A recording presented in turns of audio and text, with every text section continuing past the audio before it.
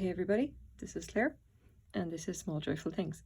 As always, I go out to thrift stores and estate sales, and sometimes I buy things from Craigslist or I go to garage sales, and I try to find out everything I can about them, and then I tell you guys about them.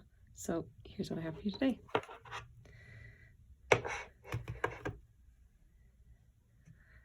It is this. I hope you can see it the way it shines. It's a fish. Slightly abstract, but it is definitely a fish. It is made of glass and it's quite heavy, I have to say. I'll just turn it down so you can see it. Now, this is kind of going to be a little bit difficult to see, possibly under the camera, okay? The stripes that you see here, these are actually silver. They're silver flecks. This is a style that's called adventurine. It's basically when they put silver and gold into the glass itself in order to create these amazing patterns. You can just about see the eyes of the fish there and the little mouth. This is obviously hand blown as well. It's a big heavy art glass sculpture. So just going to quickly measure it off. For the time being, I've kind of moved over to using this little measuring tape thing as opposed to using my ruler. I think this is probably safer than using the ruler, and I'm constantly bouncing the ruler off everything and knocking stuff over, so maybe this will help me not be such a butterfingers. Anyway, the clicking is the only thing that really annoys me, but we'll just have to get used to it. So this is about the widest part, I would say just shy of 8 inches. And he's 8.5 inches high. It's got a button that means it retracts instantly, and I kind of like that. Like he's quite thin as well. There's a slight offset in the points at the top here, but I would say, well, he's only maybe about a 2.5, 3 inches wide at the most. So where did I get this guy from? I bought this guy in a thrift store, and I paid $8 for him. And actually, if you can just about see it there, okay, in the color. Although it looks like this is black, it is not actually black. If you look at the very edges, here and here, you can just about see that it's in fact navy blue, a very, very dark navy blue, a navy blue nonetheless. Yeah, there you go, that's the proper. You can just about see it there against the silver. Okay, so underneath, if you take a look, you can see that polished base. So what do we think this is? Yep, you guessed it, this is Murano. I picked it up and I looked at it, and I gotta say, when I picked this guy up in the thrift store, he was disgusting. He was covered in grease and dirt. He looked horrible. And one thing that I've noticed about thrift stores, especially in Vancouver, is that they tend not to be able to identify their art glass at all. They see art glass, they kind of price it all the same. They price it as if it's a Chinese knockoff because they can't identify the real stuff, or at least they're kind of guessing, you know?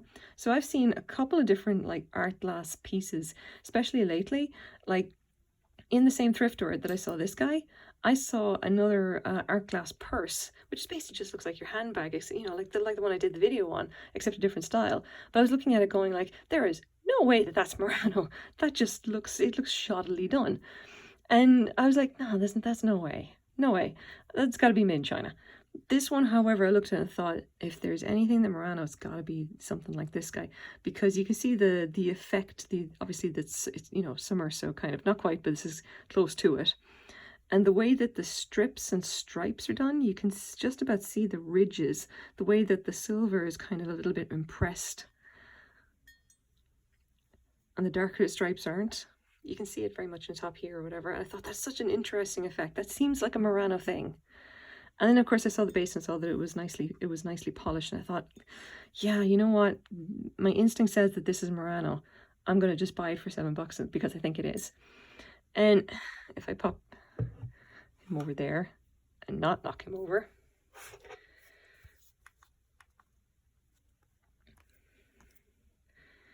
So here we go. Now I have some examples to show you. Now, this took, I have to say, quite a lot of searching and quite a lot of kind of chasing around the place, chasing my own tail for a while, because I was so sure that I was looking at different styles of Murano fish to try and figure out what this guy could possibly be. So he is an angelfish, And there's a lot of different styles of Murano Angelfish that obviously get copied and what have you. But after a lot of searching, a lot of Googling, and a lot of kind of just, you know, following my nose, as it were, I found these few examples here, and they have their original sticker. So based on this and a few other things I looked up, what I believe that this guy is, he is from yeah, oh God, he's heavy. He is from a particular particular manufacturer in Murano. You just see that blue? Side note, you see that amazing dark blue? Can you imagine what this guy would look like if you had him in a window and you saw the sun behind him? He'd look absolutely stunning. But there you go, there's that. Just look at that incredible dark blue. Sorry. So what this guy is, okay, he came from one of the glassworks in Murano, and that name is Vetreria Artistica Oball. And these guys have been around for a while. They've been around since about the 1970s or what have you. I cannot pin down exactly when this style, it's like they have these little animal figurines basically that would have had these stickers, and they have this particular adventurine stripes. This is probably the biggest one I've seen so far of the few examples that I have found. But Vetreria Artistica, by the way, as far as I know, is Italian. It just means art, like kind of art glass or art glass works. And Oball is just like the name of the, you know, the kind of company name or what have you. So that's basically what this guy is. I suspect he's probably maybe from the 1980s, 1990s. Not 100% sure on that. I just know for sure that he's probably from this. You know, I say that now. Oh, I'm for sure he's from this thing. I'm going by likelihood. I think he is. He's such a finely made piece, and especially the blue. I can't get over that blue effect. That just it's kind of wonderfully unexpected. I really like it. But like, even looking around at different kind of styles of adventurine, I have not seen this anywhere except this one glassworks doing animals. Nothing else like it. Just this one stripe. The stripe with a very dark blue, a very dark black and silver. This is apparently a thing that it's only Vetreria Artistica Oball have done it. So that's what I'm basing my judgment on. That's why I say he's Murano. And my God, he's heavy. So heavy as a piece. Now, am I going to keep him?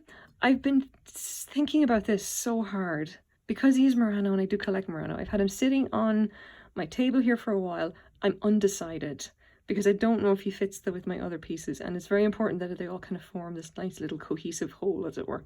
I may try him over on my bedside table with the more blue stuff to see how he looks there, and yeah, I'll have a think about it. I have put a listing up for him on eBay, but I've set the price fairly high because I don't want him to sell just yet. So we'll have to see. Maybe I'll get bored of him, and you know, maybe something happens, or maybe someone will offer $100 for him. I really don't know. That, by the way, is probably about what he's worth, because he's such a big, because he's so big. So there we go. Take another look. That one there is like a little puppy dog. So this is my, I'm going to say not, he's kind of big, but this is my joyful thing for the day. I hope you guys like it as well. Thank you very much for watching. Bye bye.